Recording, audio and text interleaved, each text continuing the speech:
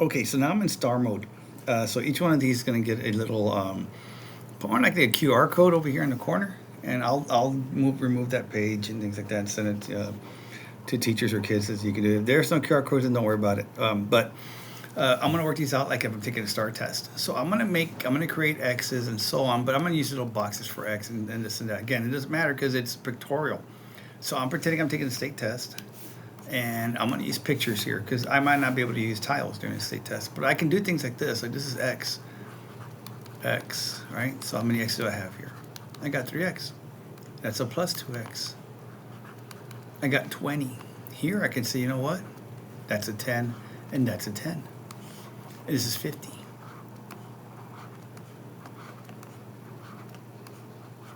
Right, and over here I can have like this could be my pictorial work, this could be my abstract work. And so I'll have 3x plus 2x plus 20 equals 50.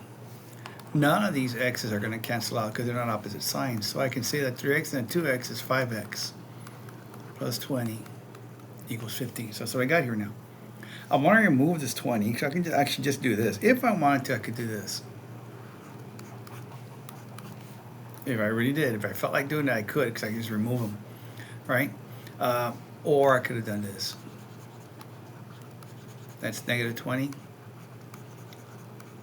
And that's negative 20. These are negative 10s, get it? So I can model the move, minus 20 on both sides. So 5x equals to what? 30.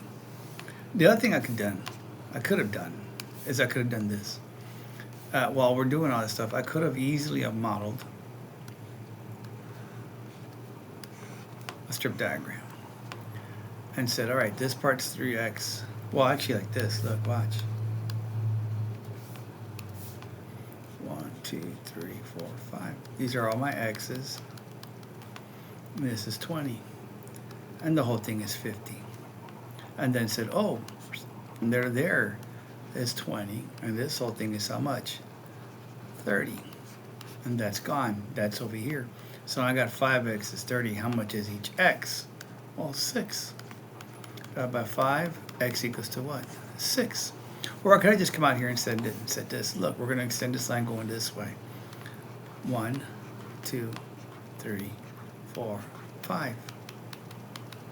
I have 30 10s to work with, right? So check this 10. 1, 2, 3, 4, 5, 6, 7, 8, 9, 10. Check. This next 10. 1, 2, 3, 4, 5, 6, 7, 8, 9, 10. Check. I got 1 10 left. 1, 2, 3, 4, 5, 6, 7, 8, 9, 10. Each x gets 6. And I got 6 a bunch of different ways. So give the students an opportunity. Yeah, we're giving the kids an opportunity to get a right answer, but it starts with that concrete model on the algebra tiles. So again, if you're a teacher watching this, I implore you to please start using the tiles, because you can use representations of it during testing, help the kids out. Use that strip diagram, because that strip diagram right there, 5x is 30, so you can kind of make that connection to say, you know what, that's a 6, that's a 6, that's a 6, 6, because 5 times 6 gives me that 30. You now increase opportunities for a correct answer right there. And again, the best we do at any given year is 50%. So I think we can do better than 50%. I might be lying about that. It might be 60%, but I think we never hit that 90% correct, which would be nice to hit one year, right? Use the tiles.